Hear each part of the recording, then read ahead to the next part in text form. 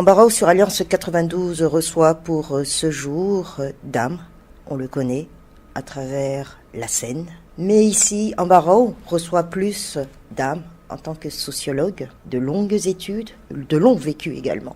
Mais il a aussi partagé ailleurs, à travers la scène, à travers aussi des populations partout où il est allé. Dame, bonjour. Ah, bonjour. Et bonjour à vous aussi qui écoutez actuellement. Oui, Dame, quand on dit la pureté de Malgache, comment qualifier Dame quand on parle de Dame à travers sa terre natale, sa patrie? Oui, et vous savez, le mot culture est facile à dire, mais difficile à comprendre. Or, Madagascar est très très riche, a une réputation, une bonne réputation d'être un pays avec une culture plurielle. Et on entend souvent ce fameux slogan « l'unité dans la diversité ». Or, dans notre culture, il y a toujours une culture ne tombe pas du ciel. C'est toujours en relation avec d'autres cultures. Donc, il n'y a pas une culture pure. Il ne faut pas arriver à... Une culture est toujours le produit de plusieurs cultures. Et pourquoi je dis ça? Parce que, par exemple, à Madagascar, même si nos ancêtres qui sont venus de Malaisie, de l'Inde, de l'Arabie aussi, même si nos ancêtres ils sont venus de ces différents pays, quand ils sont venus à Madagascar, l'île a comme un pouvoir magique. Pourquoi actuellement ces différents migrants de Malaisie, d'Arabie, de l'Inde, quand ils sont venus ici à Madagascar, pourquoi ils parlent la langue de Madagascar, qu'on appelle, moi je m'amuse de dire la langue madagascaroise. Pourquoi?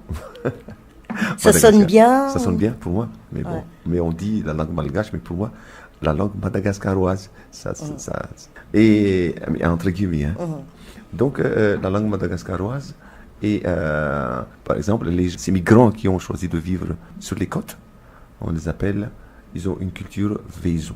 Et cette culture Vezo est fantastique parce que les Vezo, ils ne sont pas allés à l'université, à la Polytechnique, pour fabriquer des barques qui peuvent aller très loin dans la mer. Et ils n'ont fait pas aussi d'études approfondies, scientifiques, pour connaître le météo.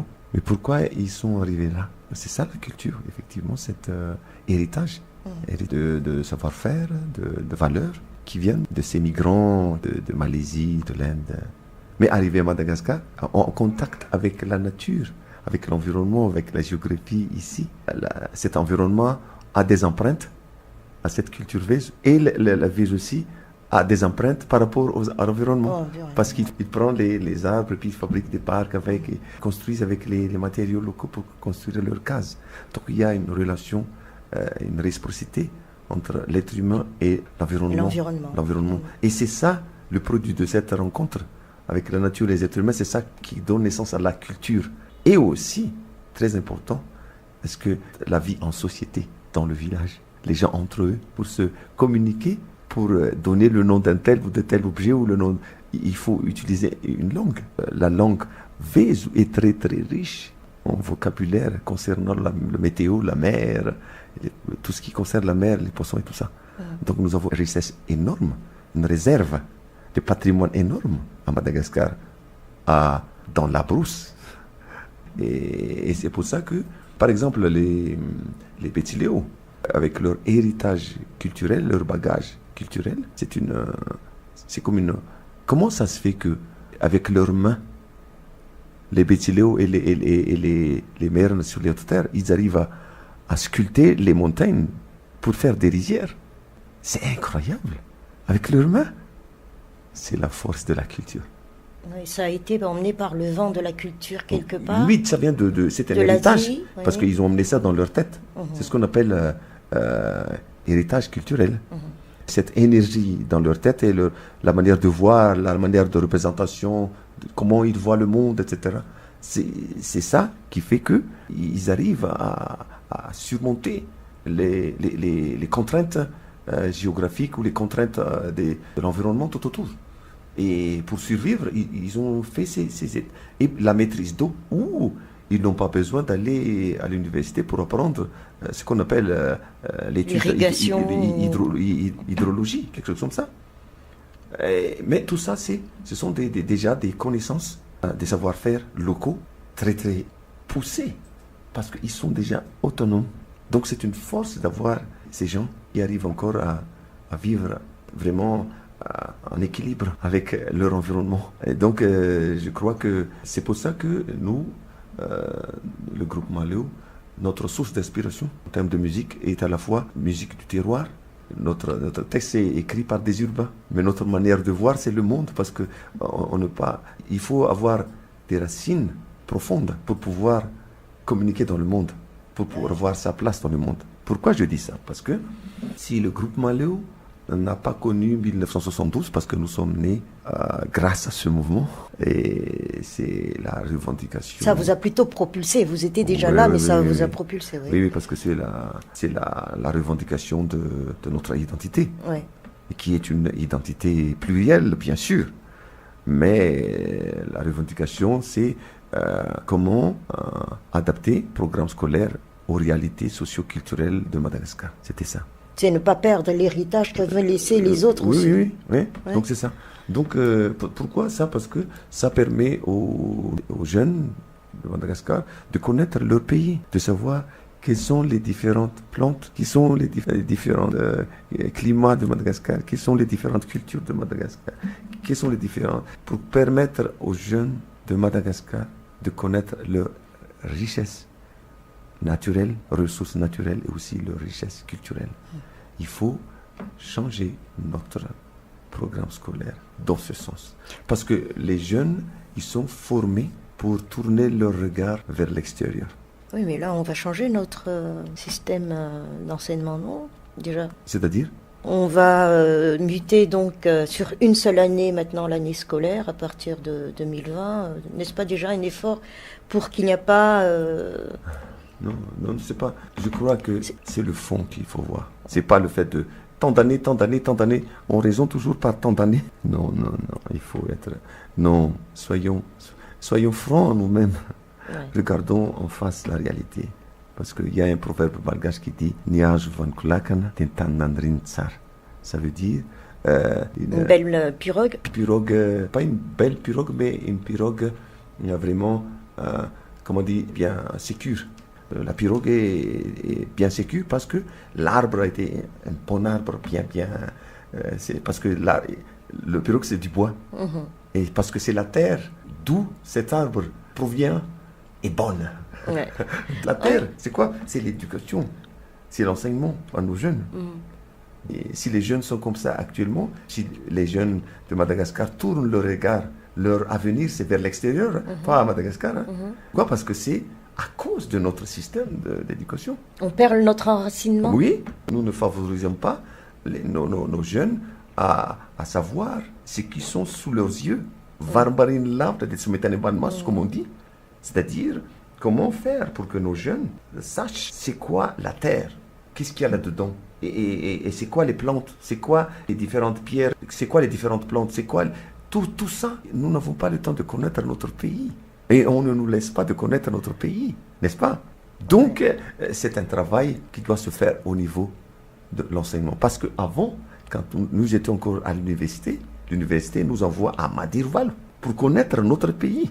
Ça a été dans une de vos chansons. Oui, mais actuellement, c'est pas comme ça. Hein. Donc, je crois qu'il est temps pour nous de revoir la manière, le programme, le fond du programme, pour que nos jeunes soient informés et connaissent aussi les différentes ressources naturelles de Madagascar et comment transformer tout ça pour créer des valeurs ajoutées ici à Madagascar.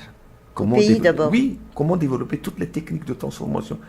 Mais il faut aussi avoir la maîtrise, il faut aussi qu'on soit autonome en énergie, qui ne dépendent pas de l'extérieur. Donc tout ça. On a nos ressources naturelles. Non, on a le vent, on a le vent, on a les ressources hydroélectriques, on a aussi le soleil, mais surtout aussi ce qu'on appelle biomasse, énergie avec biomasse, pour avoir du gaz, pour avoir de l'électricité.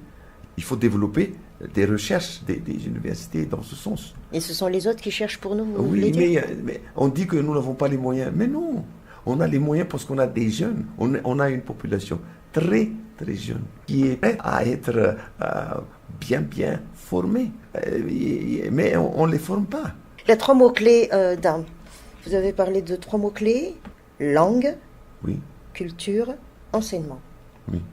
C'est cela qui peut faire propulser Oui. notre pays? Oui, pourquoi? Parce que comment, au XXIe siècle, nous ne pouvons plus rester isolés du monde. C'est plus possible. Donc, comment avoir notre part de soleil dans cette mondialisation? Notre part de soleil dans cette mondialisation, c'est la force de la communication. Exact. Comment communiquer? Parce qu'actuellement, le système de communication moderne, maintenant, c'est extraordinaire. Donc, comment maîtriser les autres langues? Il faut que nous soyons polyglottes. Mais pour arriver à ça, il faut que nous utilisions la langue maternelle pour y arriver. Seule la maîtrise de la langue maternelle, à travers notre langue maternelle, c'est la meilleure méthode pour apprendre les autres langues. Expliquez-moi ça. Je vais vous expliquer. Par exemple, un enfant qui a une langue maternelle entendue. Oui. Parce que dans le ventre de sa mère, c'est pour ça qu'on dit langue maternelle, il entendait toujours la langue attendue. Et donc c'est ça sa langue. Et après, sa mère, de temps en temps, parle la langue qu'on dit, la langue standard. C'est ce qu'on appelle malgache officiel, comme on dit. Donc ça aussi, il entend dans son ventre. Voilà. Et il entend toutes les langues que sa mère en parle, il entend dans son ventre. Mais ce qui reste, c'est la langue attendue. L'enfant, si on lui parle, c'est avec cette langue attendue qu'on lui apprend la langue française en même temps. Et il devient bilingue très très vite. Très très vite. Donc tout commence à bas âge. Oui, c'est là. Donc il faut faire tout ça entre 0 et 10 ans. Entre 0 et 10 ans, c'est là que l'enfant a des capacités énormes pour apprendre d'autres langues. Donc dès que l'enfant est bilingue, si vous ajoutez une troisième, ça part aussi. L'anglais, pouf, ça part aussi. Et tout ça se joue à l'école. Donc l'école est vraiment très très important. Donc c'est une grande révolution, entre guillemets, qu'il faut faire à l'école, dans l'enseignement. C'est déjà ça. Par exemple, les Norvégiens, ils parlent norvège à l'école, mais ils maîtrisent beaucoup de langues. Les Japonais et tout ça, il y a pas mal de pays qui parlent leur langue maternelle. Donc c'est la méthodologie qu'il faudrait peut-être revoir. Oui, la méthodologie, c'est toujours à travers notre langue maternelle. Parce que comment voulez-vous que nous connaissons les autres langues si nous-mêmes ne connaissons pas notre langue? Pour mieux maîtriser les autres langues. Et je suis vraiment d'accord avec ce que Ringson a dit. C'est ça vraiment la clé. La clé, c'est ça. Mais est-ce que nos dirigeants voient les choses comme telles ou est-ce qu'ils en sont conscients quand même? Pour moi, il suffit de regarder comment ça se passe actuellement au niveau des systèmes scolaires à Madagascar. On a compris un peu tardivement que c'est l'enseignement technique qui fallait un peu pousser maintenant. Non, c'est pas même ça. Pas. C'est pas. Vous voyez, c'est toujours comme ça. C'est toujours des solutions tip-top. Non, il faut revoir vraiment tout le système, le contenu du système d'enseignement. Une refonte. Oui, une refonte. Refaire ça et puis revoir aussi la méthodologie. Comment enseigner, comment faire pour que nos étudiants ou bien nos élèves ne sont pas des élèves qui sont habitués à recevoir seulement, mais non pas avoir renforcer la capacité créative. Comment aiguiser, comment éveiller, comment favoriser, comment développer la capacité créative des enfants. Et ça, c'est une méthodologie. On a besoin beaucoup de pédagogues. Ouh là là, c'est pour ça qu'il faut vraiment aussi avoir des échanges avec des pédagogues qui ont déjà fait des expériences comme ça. Comment une autre manière d'enseigner, comment revoir la méthodologie pour que nos enfants, pour que nos élèves, nos étudiants aient des capacités de créativité énormes. Parce qu'on a besoin de ça à Madagascar.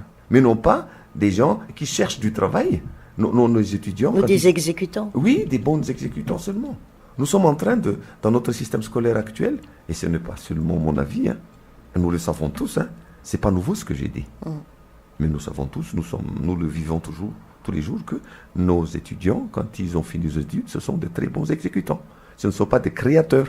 Ce ne sont pas des créateurs d'emplois ou des choses comme ça.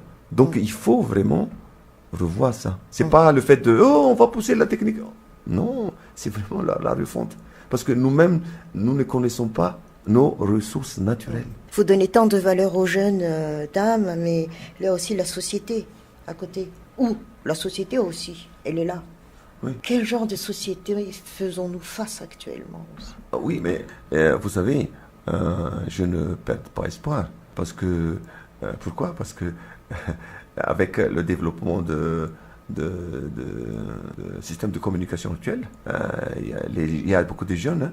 Ce ne sont pas tous les jeunes qui sont des jeunes qui veulent seulement avoir du travail, mais n'ont pas cette capacité de créativité. Il y a tellement de jeunes. Il y a encore des jeunes qui ont des capacités, qui veulent faire quelque chose pour Madagascar et qui ont la même vision que moi. Oui. Je ne suis pas seul, hein, mais je crois à ces jeunes. Ils vont petit à petit bousculer un peu les choses. Oui. Parce qu'un jour, j'ai participé à une émission à une télévision ici, et cette émission a dit qui croit que l'avenir est à Madagascar et qui croit que l'avenir est en Europe. Ah, et la majorité des jeunes, ils ont levé la main, l'avenir c'est ici, à Mada. Donc, il y a une conscientisation. Non, mais il y a beaucoup de jeunes qui sont conscients de ça.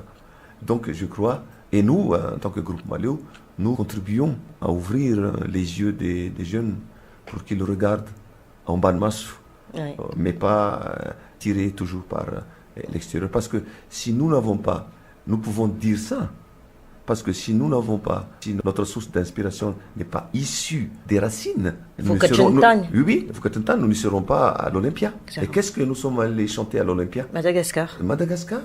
C'est notre diversité. C'est notre diversité que nous avons chanté là-bas. Et c'est fantastique. Et vous avez défendu votre langue. Notre langue. Oui. Nous avons défendu notre langue. Et le public est touché par notre langue. Et dites-moi, entre parenthèses, comment sentez-vous que le public a compris? Quel moment? Parce que, tout d'abord... Il y a une petite introduction. Oui. Parce que tout d'abord, c'est ça, parce que nous maîtrisons leur langue. D'accord. Nous parlons français et nous présentons la musique dans la langue francophone. Et après, nous chantons notre langue madagascaroise. Mais après le concert, il y avait des réunions, des contacts avec le public qui sont venus pour faire l'autographe, etc., prendre des photos. Et ils parlent. Et quand nous parlons entre nous, ils disent, mais c'est quoi votre langue? C'est notre langue de Madagascar. Mais c'est comme une musique.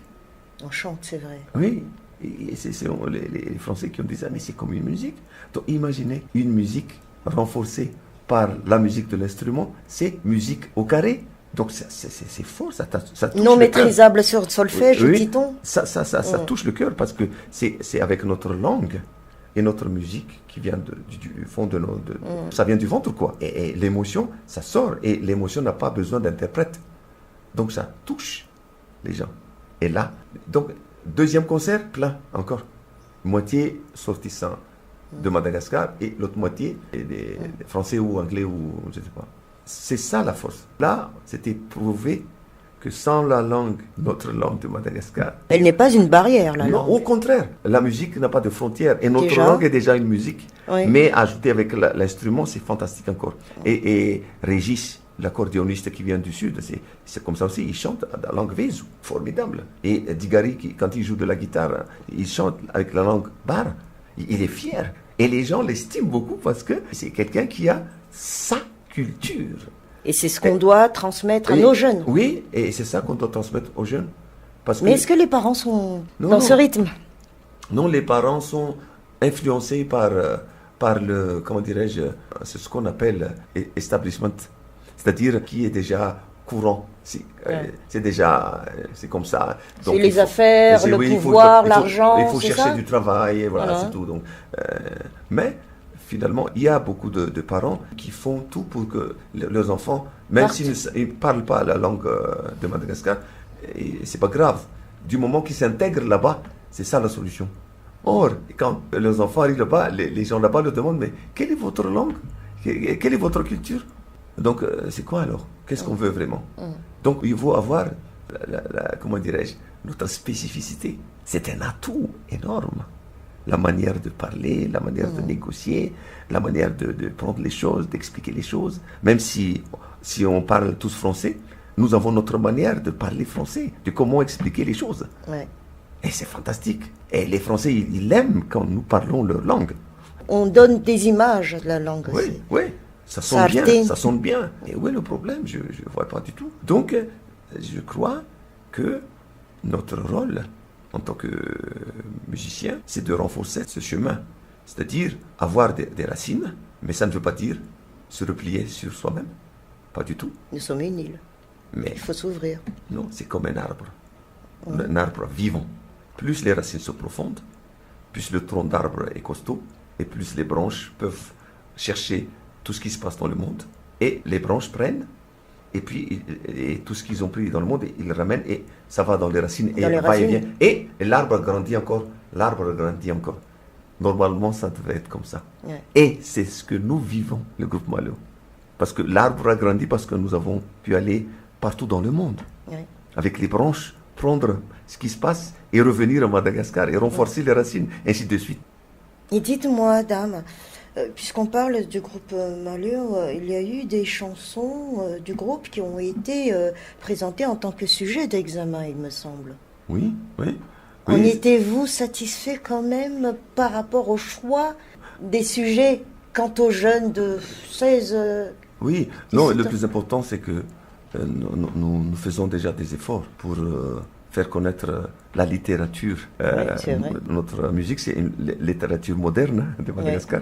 Ouais. Et aussi, il faut savoir aussi la littérature orale, parce qu'il y a beaucoup de richesses énormes dans la littérature orale. Par exemple, c'est ce qu'on appelle la devinette, la kamatat. Ça favorise la capacité des enfants, la capacité d'observation. C'est très important ça, pour développer le cerveau. Et la kamatat, c'est ça. Et l'angan, c'est pour développer l'imagination. Et la sagesse. Ah, tout ça, oula. Mais ça, c'est... Mais ça devrait être noté sur ça à l'école. Ouais. Ouais. Il faut faire ça dans les je crois, les oboules et tout ça. Et il y a beaucoup de vignettes en kamatat de régions de Madagascar. Chaque région a leur spécificité, chaque village a leur spécificité. C'est énorme ce que nous avons comme patrimoine culturel immatériel. C'est énorme et vivant encore. Et cela peut faire développer un pays. Oui. Comme le nôtre. Fantastique. Ça devrait. Mais il faut qu'on démocratise. Le mot que vous n'aimez pas tellement aussi, hein? Oui, entre guillemets. C'est-à-dire, démocratiser, ça veut dire... partager au plus large. Oui, c'est horizontal. Il faut que ça soit horizontal. D'accord. C'est-à-dire, oui, mais non pas top-down. D'accord. Voilà. Et il faut que ça soit comme ça. Et on parle beaucoup de ce qu'on appelle la décentralisation. La décentralisation, c'est le centre qu'on décentralise. Il faut que les gens se retrouvent dans les mots qu'on utilise. Par exemple, le mot développement durable. C'est clair pour nous qui savons la langue francophone.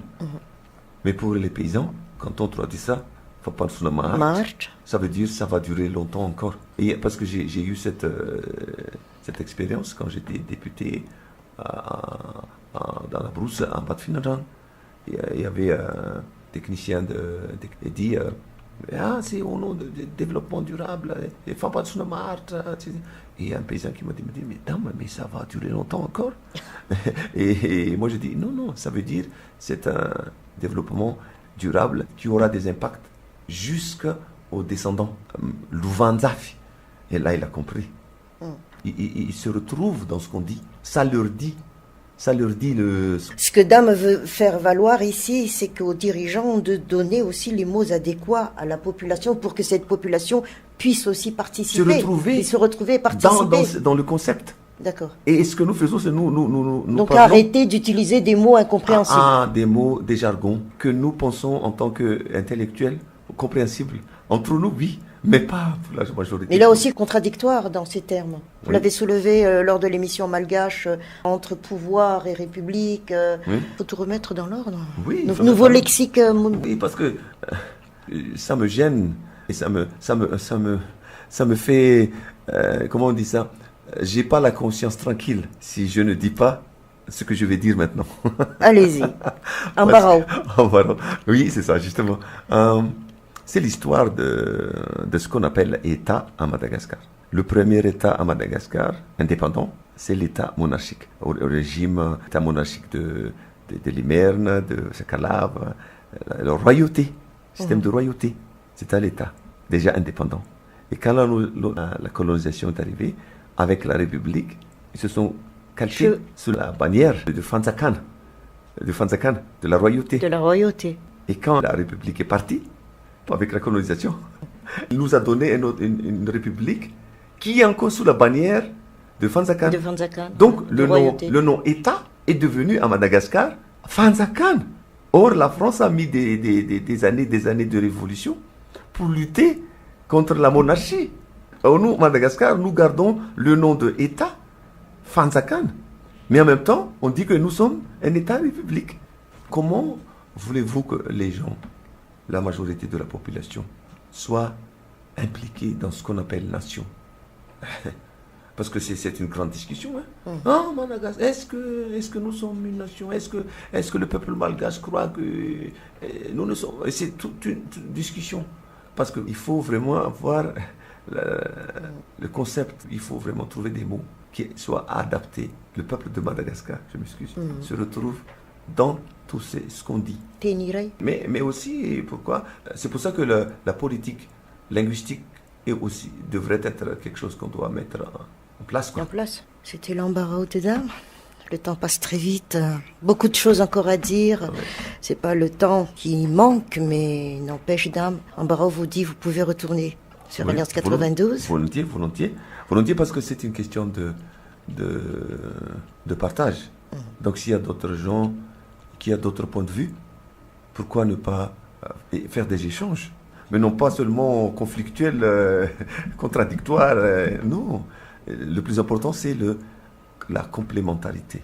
C'est-à-dire, c'est dans notre proverbe qui dit Fifa Menoun. Bien,